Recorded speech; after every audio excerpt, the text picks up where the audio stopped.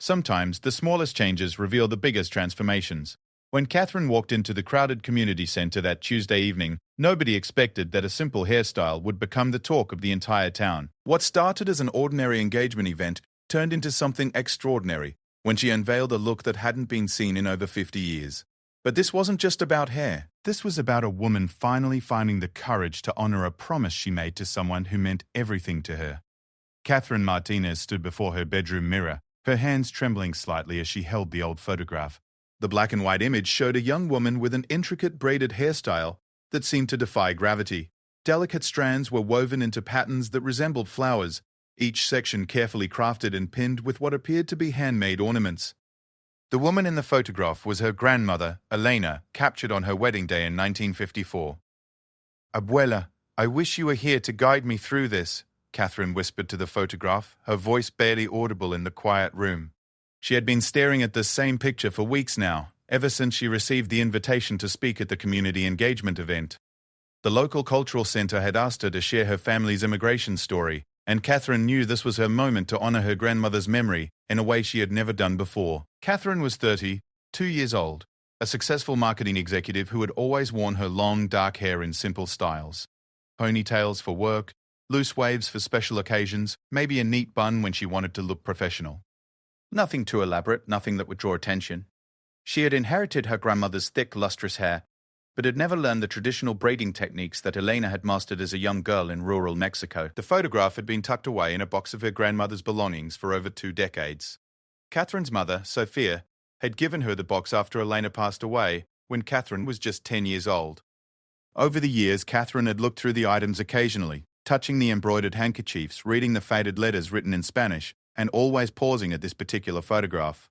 There was something magical about the way her grandmother's hair was styled, something that spoke of tradition, skill, and deep cultural roots. But it wasn't just the beauty of the hairstyle that captivated Catherine. It was the story behind it. According to family legend, Elena had learned this particular braiding technique from her own grandmother, who had learned it from hers. The style, known as Corona de Angelis, or Crown of Angels, was said to be worn only on the most important days of a woman's life. It was a hairstyle that connected generations, a visual representation of the strength and wisdom passed down from mother to daughter. Elena had worn this hairstyle only 3 times in her life. Once on her wedding day, once when she became a US citizen, and once when she held her first grandchild. She had always planned to teach the technique to her daughters and granddaughters, but life had intervened.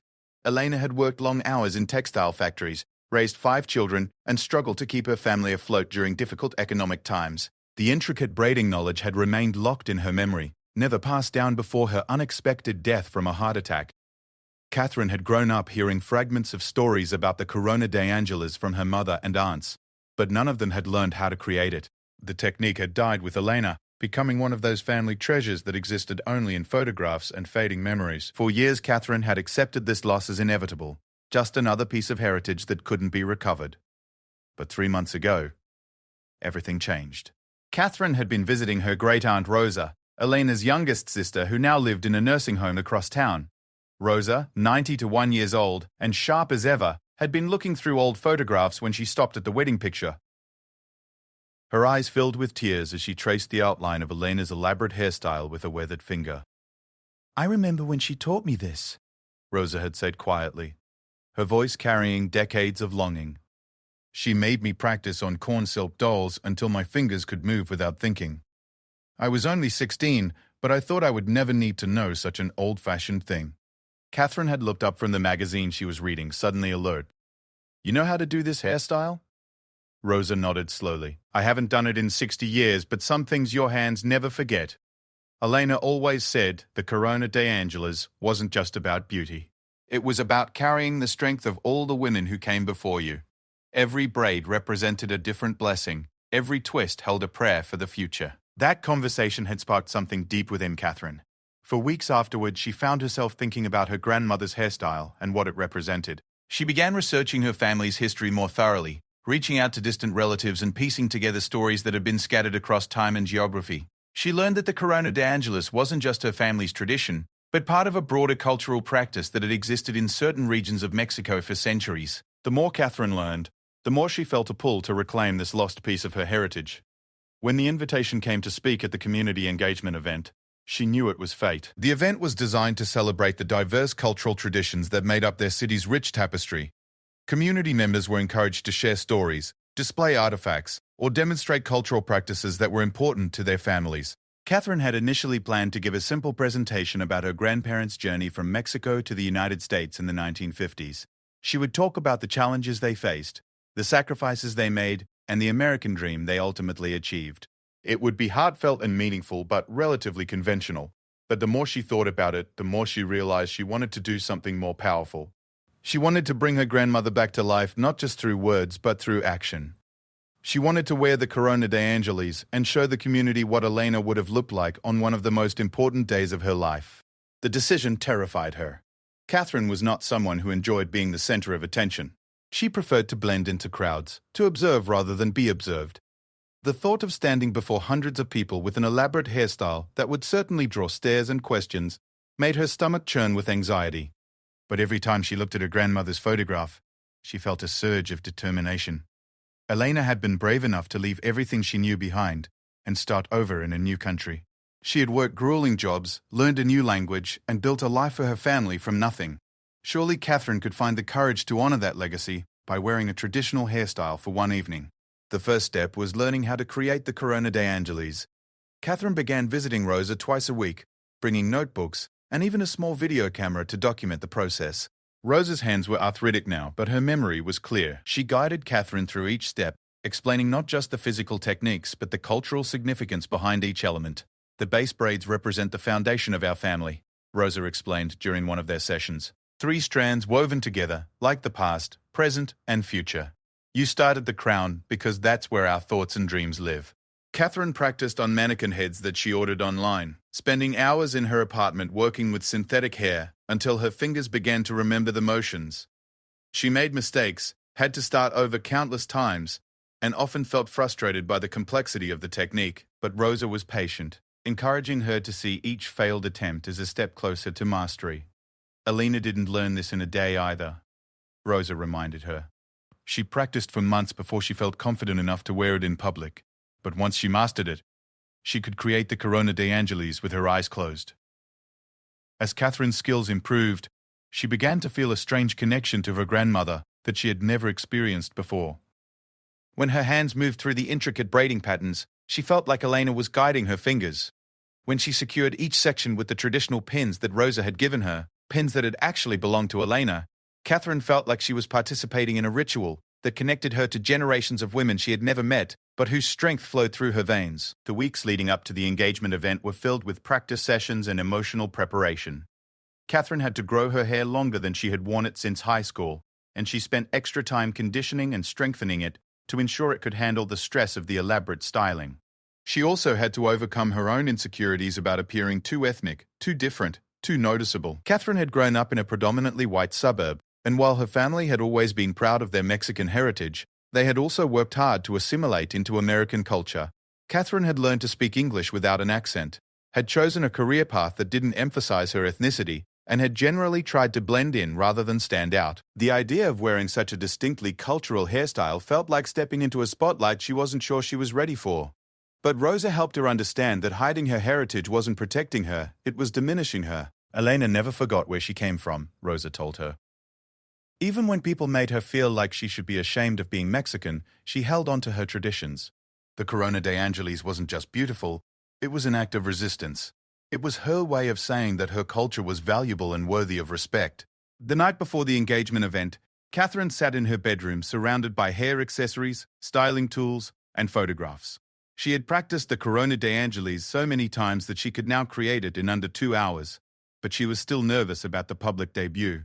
She called her mother, Sophia, who had been supportive but worried about the attention Catherine might receive. "Mija, are you sure about this?" Sophia asked gently. "It's beautiful what you're doing for Abuela's memory, but people might stare. They might not understand." Catherine looked at her grandmother's photograph, at Elena's confident smile and proud posture. "I think that's exactly why I need to do this, Mama. If I don't carry on her traditions, who will?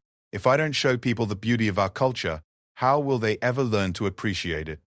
Sophia was quiet for a moment, and when she spoke again, her voice was thick with emotion. You sound just like her, you know. Alina always said that our traditions weren't museum pieces to be hidden away. They were living things that needed to be shared to survive. That night, Catherine barely slept. She woke up every few hours, her mind racing with anticipation and anxiety. She had prepared her speech, practiced her hairstyle, and chosen a dress that would complement the traditional braids without competing with them. Everything was ready, except her nerves. The morning of the event dawned bright and clear. Catherine took a long shower, carefully washing her hair with special products that Rosa had recommended. She ate a light breakfast knowing that her stomach was too nervous to handle much food. Then she began the intricate process of creating the Corona d'Angelis. Starting with slightly damp hair, Catherine sectioned off the top portion and began the complex series of braids that would form the foundation of the style. 3-strand braids became 4-strand braids, which were then woven together into intricate patterns. Each section required careful tension to ensure the braids would hold their shape but not pull too tightly on her scalp. As she worked, Catherine found herself falling into a meditative rhythm. The repetitive motions of braiding calmed her nerves and focused her mind. She thought about Elena as a young woman, preparing for her wedding day, with her own grandmother's help. She thought about the generations of women who had worn this style, each one adding her own story to the tradition. The middle section of the hairstyle was the most challenging. Catherine had to create a series of intricate loops and twists that would form the crown portion of the style. Each loop had to be perfectly placed and secured with pins that were nearly invisible when properly positioned. This was the part that had taken her the longest to master, and even now, she had to work slowly and carefully to get it right. The final section involved incorporating small decorative elements that Rosa had given her. These were tiny silver ornaments, no bigger than pencil erasers, that had been handcrafted by Elena's grandmother in Mexico. Each one was shaped like a different flower, and they were meant to be nestled within the braids like hidden treasures. Finding the right placement for these ornaments required artistic judgment as well as technical skill. 2.5 hours after she began, Catherine stepped back from her bathroom mirror and gasped. The woman looking back at her was transformed. The Corona d'Angelis sat on her head like an actual crown, intricate and elegant and utterly striking. The braids seemed to defy gravity, creating a sculptural silhouette that was both modern and timeless. The silver ornaments caught the light, adding subtle sparkles that enhanced rather than overwhelmed the overall effect. But it wasn't just the hairstyle that had changed Catherine's appearance. There was something different about her posture, her expression, her entire presence. She stood taller, her chin lifted with a confidence she hadn't felt in years. For the first time in her adult life, she looked undeniably proudly Latina. She looked like Elena's granddaughter. Catherine spent several minutes staring at herself, adjusting to this new version of her identity. She took dozens of photographs, wanting to document this moment for herself and for future generations. Then she carefully put on the dress she had chosen, a deep blue that complemented her dark hair, and brought out the silver in the ornaments. As she prepared to leave for the community center, Catherine felt a mixture of excitement and terror. She knew that once she walked out of her apartment, there would be no hiding. People would stare, they would ask questions, and she would become the center of attention in a way she never had before. But she also knew that Elena would be proud of her for carrying on a tradition, for refusing to let their heritage disappear into the past. The drive to the community center felt both eternal and instantaneous. Catherine found herself checking her rearview mirror obsessively, making sure the hairstyle was still intact. She had used enough hairspray to survive a hurricane, but she was still worried that something might come loose at the wrong moment. When she arrived at the community center, Catherine sat in her car for several minutes, gathering her courage. Through the windows, she could see people arriving for the event. Families with children, elderly couples, young professionals, and community leaders. All of them would soon see her grandmother's hairstyle brought back to life after more than 50 years. Catherine took a deep breath, grabbed her purse and the small box containing Elena's photograph and other artifacts, and stepped out of her car. The moment her feet touched the pavement, she knew there was no turning back. Tonight, she would honor her grandmother's memory by sharing not just her story, but her beauty, her traditions, and her strength. As Catherine walked toward the community center entrance, she felt Elena walking beside her, guiding her steps and filling her with the courage of all the women who had come before. The Corona d'Angelis wasn't just a hairstyle anymore. It was a bridge connecting past and present, a visual representation of resilience and pride, and a gift that Catherine was finally ready to share with the world. The automatic doors of the community center slid open with a soft whoosh, and Catherine stepped into a world of warm lighting and excited chatter. The lobby was filled with people carrying displays, wearing traditional clothing from various cultures, and setting up exhibits that would showcase the rich diversity of their community. Children ran between the adults, their laughter echoing off the high ceilings, while volunteers directed participants toward registration tables and assigned presentation areas. But the moment Catherine crossed the threshold, something shifted in the atmosphere. Conversations paused mid-sentence. Heads turned in her direction. A small child pointed at her hair with undisguised wonder. Catherine felt dozens of eyes focusing on her elaborate hairstyle, and for a moment, the familiar wave of anxiety threatened to overwhelm her. Then she heard a gasp from across the lobby. "Dios mío," whispered an elderly Latina woman who had been arranging flowers at a nearby display table. The woman, probably in her 70s, walked slowly toward Catherine, her eyes wide with recognition and emotion. "I haven't seen a Corona de Angelis in... it must be 60 years." The woman reached Catherine and extended a trembling hand, not quite touching the intricate braids but hovering inches away, as if she were approaching something sacred. "My grandmother used to wear her hair like this. I thought the knowledge was lost forever." Other people began to gather around them, drawn by the woman's emotional reaction and their own curiosity about Catherine's striking appearance. Catherine felt her heart racing, but she forced herself to smile and speak clearly. "My great-aunt taught me the technique," Catherine explained, her voice steadier than she felt. "This was my grandmother Elena's hairstyle. She wore it on her wedding day in 1954. The elderly woman's eyes filled with tears. "What was your grandmother's maiden name?" "Elena Vasquez from Jalisco." The woman clasped her hands to her chest. "I knew Elena. We came to this country on the same ship in 1953. I was Maria Sandoval then, but now I'm Maria Chen. Elena and I worked together at the textile factory downtown until she got married." The crowd around them had grown larger, and Catherine realized that her simple arrival had already created the kind of scene she had been dreading. But something unexpected was happening. Instead of feeling judged or scrutinized, she felt embraced. People weren't staring at her with criticism or confusion, but with fascination and respect. A younger Latina woman pushed through the crowd, her phone already out and recording. "This is incredible," she said, her voice filled with excitement. "I'm Leandra Santos from the Community Cultural Preservation Project. Would you mind if I documented this? We've been trying to record traditional hairstyles and techniques that are in danger of being lost." Before Catherine could answer, Maria Chen was nodding enthusiastically. Yes, this needs to be preserved. "I tried to teach my daughters, but I could only remember pieces. This young woman has brought back something precious." Catherine found herself surrounded by a growing group of community members, many of them Latina women of various ages, who were asking questions about the technique, sharing their own fragmented memories of similar styles, and expressing amazement that someone their age had learned such a complex traditional art form. "How long did it take to create?" asked a teenager who was there with her grandmother. "Where did you learn the specific braiding patterns?" inquired a middle-aged woman who introduced herself as a local anthropology professor. "Do you know the cultural significance of each section?" asked an elderly man who spoke with a heavy accent. Catherine answered each question as best she could, sharing the knowledge that Rosa had passed down to her. As she spoke, she noticed that more and more people were joining the group. Word was spreading throughout the community center that someone was wearing an authentic Corona de Angels, and people were abandoning their own setup activities to come see for themselves.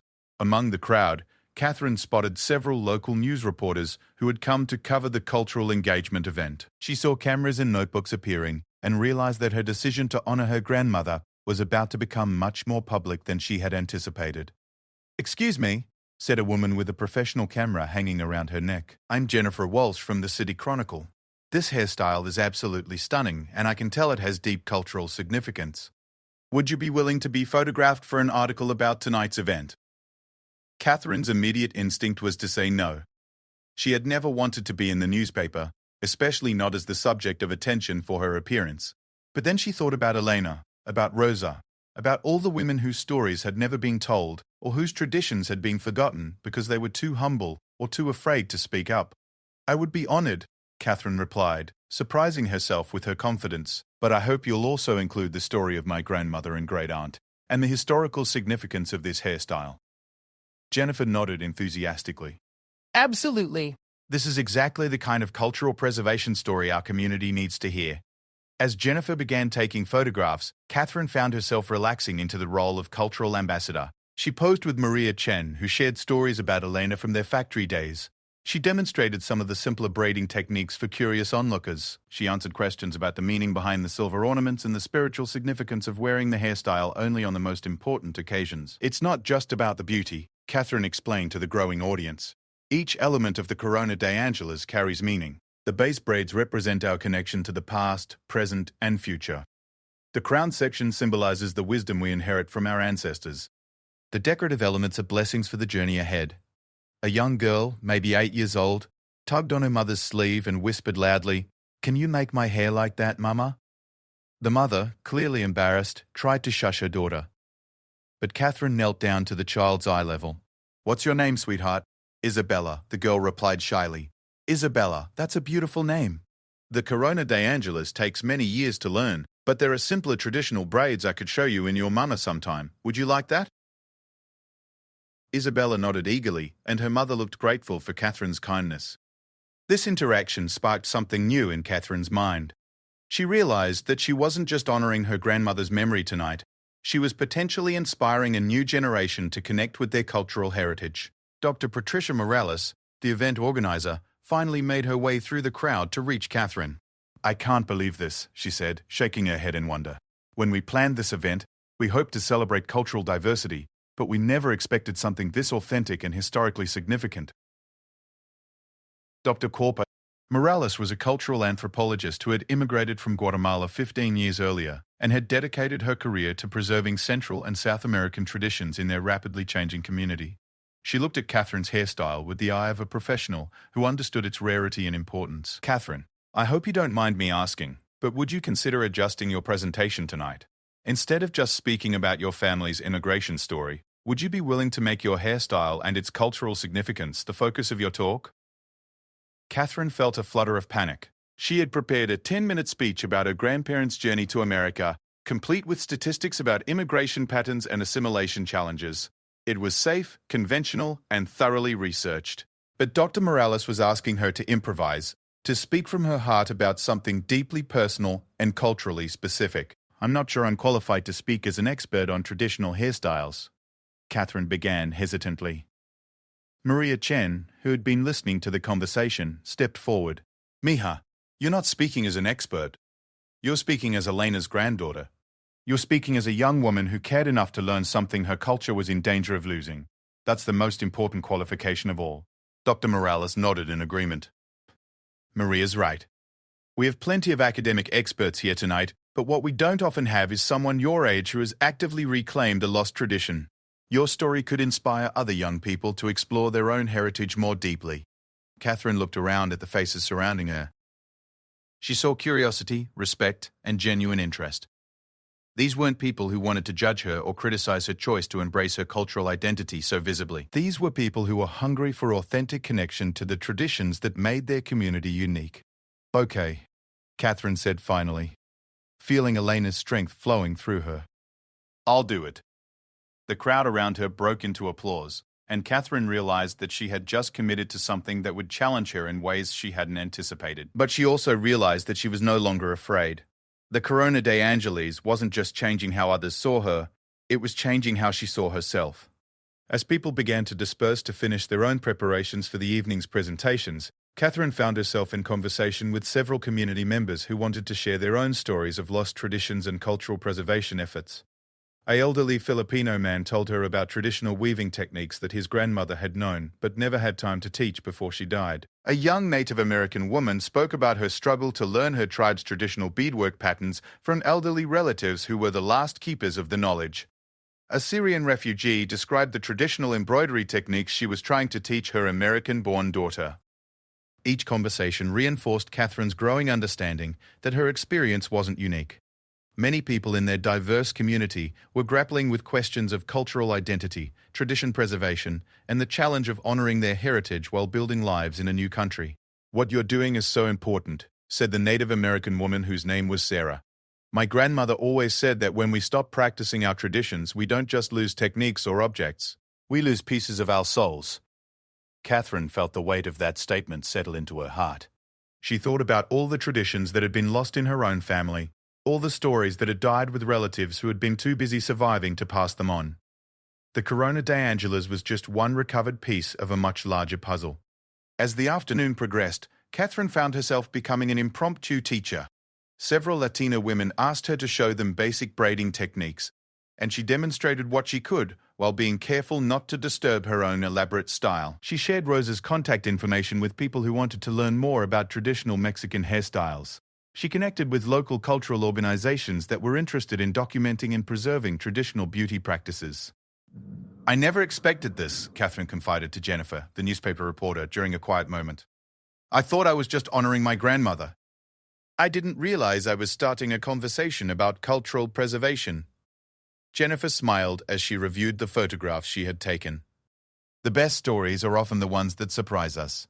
Your grandmother would be proud, not just of how beautiful you look, but of how you're using this moment to educate and inspire others."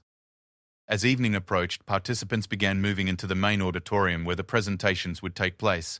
Catherine touched her hair gently, checking to make sure everything was still secure after hours of demonstrations and photography. The Corona de Angeles felt as solid as when she had first created it that morning, testament to both the strength of the traditional techniques and her growing skill in executing them.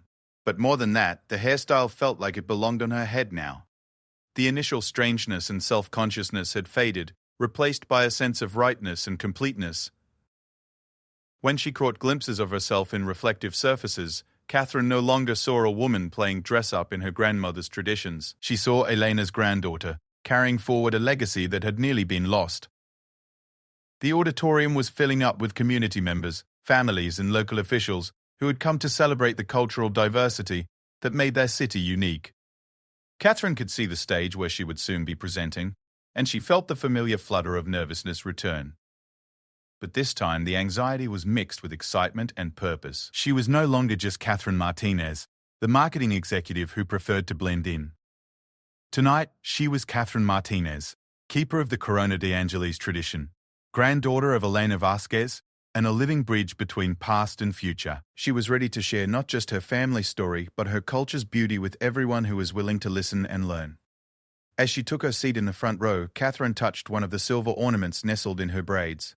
She could almost feel Elena's presence beside her, proud and encouraging, ready to watch her granddaughter step into the spotlight and claim her place as a cultural ambassador. The evening was about to begin, and Catherine knew that when it ended, she would never be the same person she had been that morning. The Corona de Angeles had already changed her life in ways she was only beginning to understand. The stage lights dimmed slightly as Dr. Prit Morales approached the microphone, her voice carrying clearly through the auditorium's sound system. "Ladies and gentlemen, we've had an extraordinary day of cultural sharing, but our final presentation tonight is something truly special. I'd like to introduce Catherine Martinez, who will be sharing not just her family story, but demonstrating a traditional Mexican hairstyle that hasn't been seen in public for over 50 years. Catherine rose from her seat in the front row, her heart pounding, but her steps steady. As she climbed the steps to the stage, she heard murmurs of appreciation from the audience. Under the bright stage lights, the Corona de Angeles seemed to come alive, the intricate braids casting delicate shadows and the silver ornaments catching and reflecting the illumination like tiny stars. She adjusted the microphone to her height and looked out at the audience. Nearly 300 people filled the auditorium seats, their faces turned toward her with expressions of curiosity and anticipation. In the front rows, she could see the people she had met earlier, including Maria Chen, who was dabbing at her eyes with a handkerchief, and young Isabella, who was sitting on the edge of her seat with wide, fascinated eyes. "Good evening," Catherine began, her voice clear and strong. "My name is Catherine Martinez, and I'm wearing a hairstyle called the Corona de Angeles, the Crown of Angels.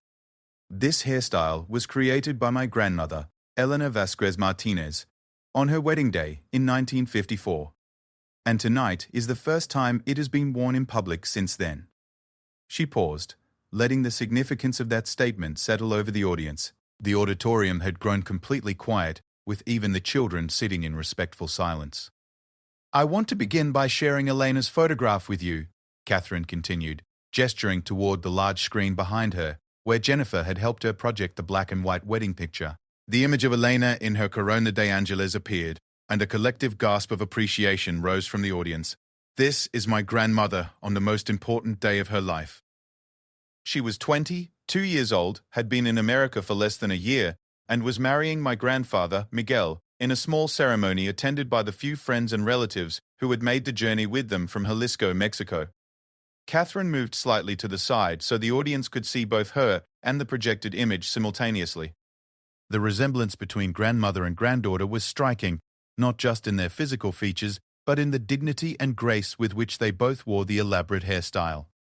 Elena learnt this technique from her grandmother, who had learned it from hers. The corona de angelis was traditionally worn only on the most significant days of a woman's life: her wedding day, when she became a citizen of a new country, or when she held her first grandchild. It wasn't just a hairstyle, it was a crown that connected her to generations of strong women who had come before her. As Catherine spoke, she found herself falling into a rhythm that felt both natural and powerful. The nervousness that had plagued her all day was replaced by a sense of purpose and connection that seemed to flow directly from the elaborate braids on her head to her heart. But Elena's story, like many immigrant stories, was also about loss. In her struggle to build a new life in America, many traditions were set aside. There wasn't time to teach elaborate braiding techniques when you were working double shifts at a textile factory. There wasn't energy to pass down cultural practices when you were learning English and trying to help your children succeed in American schools. Catherine moved closer to the microphone, her voice taking on a more intimate tone. Elena died when I was 10 years old, and I thought the Corona de Angelis had died with her. For more than 20 years, this hairstyle existed only in photographs and fading memories. It was a beautiful relic of the past with no connection to the present. She gestured toward her hair, and several people in the audience leaned forward to get a better look at the intricate details. But 3 months ago, I discovered that my great-aunt Rosa, Elena's younger sister, still remembered how to create this hairstyle. At 91 years old, her hands still held the knowledge that I thought was lost forever. Catherine's voice grew stronger as she continued. Learning the Corona de Angelis wasn't just about mastering a complex braiding technique. It was about reclaiming a piece of myself that I didn't even know I had lost. Growing up, I had always felt proud of my Mexican heritage, but I had also learned to minimize it, to blend in rather than stand out. She saw heads nodding throughout the audience, particularly among the younger attendees who seemed to recognize themselves in her story. Tonight, by wearing my grandmother's hairstyle, I'm not just honoring her memory, I'm making a statement about the value of our traditions, the importance of preserving cultural knowledge, and the power that comes from embracing rather than hiding who we are. Catherine paused for a moment, looking out at the faces before her. She could see that her words were resonating, that people were connecting not just with her specific story, but with the universal themes of identity, heritage, and belonging. But this evening has taught me that the Corona de Angelis is about more than just my family's story. Since I arrived here today, I've met community members who have shared their own stories of lost traditions and recovered heritage. I've spoken with young people who are hungry to connect with their cultural roots and elderly people who are eager to pass down knowledge they thought no one wanted to learn. She gestured toward the audience, including them in her narrative. Maria Chen, who worked alongside my grandmother 60 years ago, is here tonight. She recognized this hairstyle immediately and shared stories about Elena that I had never heard before. That connection, that living link to the past, is what happens when we have the courage to make our traditions visible. Catherine moved to center stage, and the light seemed to intensify the gleam of the silver ornaments in her hair. Each element of the Corona de Angelis carries specific meaning. The base braids represent our foundation, the strength we inherit from our ancestors. The crown section symbolizes the wisdom and responsibility we carry as keepers of tradition. And these silver ornaments, she touched one gently, are blessings for the journey ahead. She looked directly at Isabella, the young girl who had expressed interest in learning traditional braids. But traditions aren't museum pieces. They're living practices that must be shared to survive. Tonight, I've made commitments to teach what I've learned, to connect with cultural preservation organizations, and to ensure that the Corona de Angelis isn't worn publicly again only when I'm old enough to be someone's grandmother.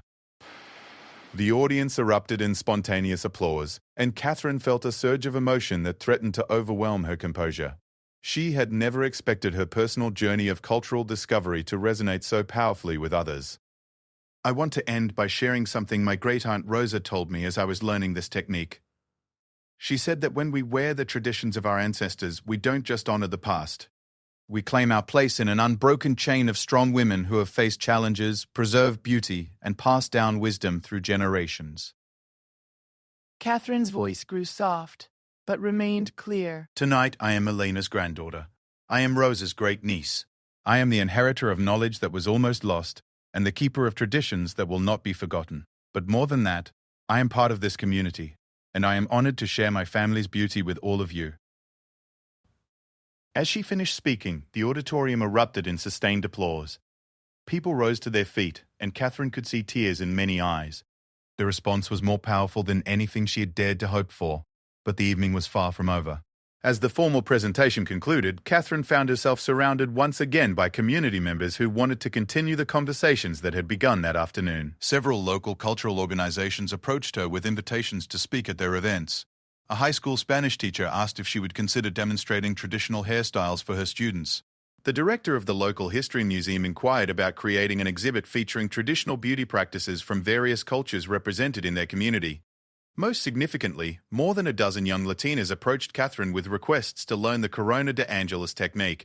Some were mothers who wanted to create the hairstyle for their daughters' quinceañeras. Others were college students who were involved in cultural clubs and wanted to incorporate traditional elements into their activities. A few were professional hairstylists who were interested in expanding their knowledge of culturally specific techniques.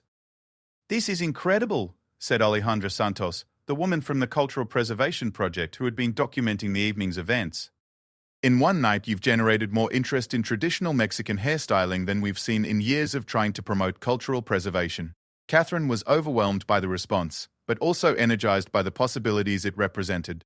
She exchanged contact information with dozens of people, made preliminary plans for workshops and demonstrations, and found herself becoming the unofficial coordinator of a grassroots cultural preservation movement that had sprung up around her grandmother's hairstyle.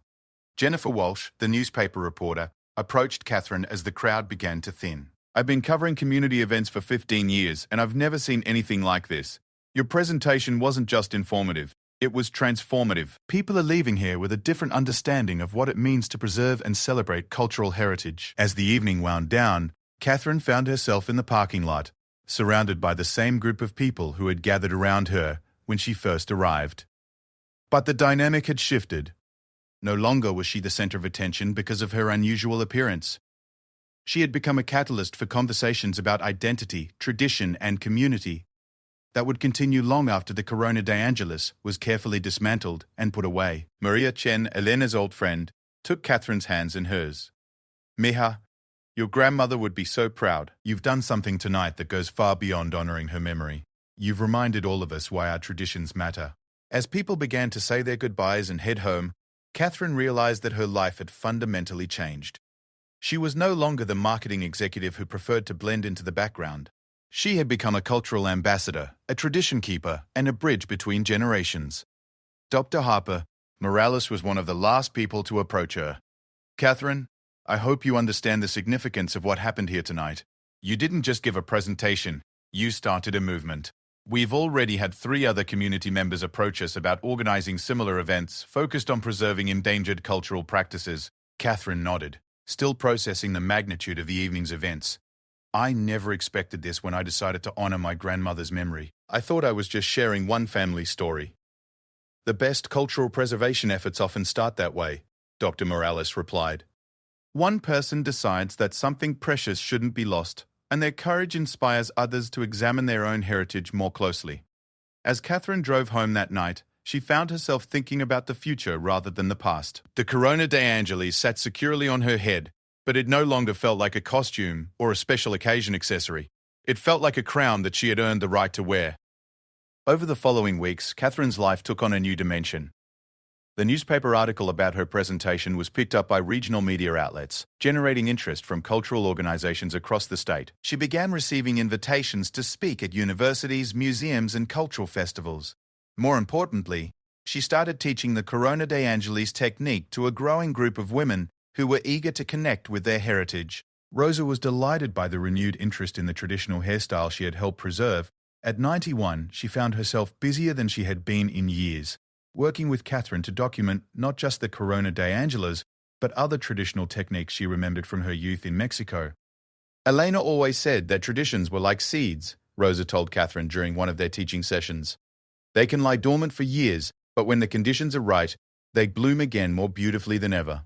Catherine established a small non-profit organization dedicated to preserving traditional beauty practices from various cultures.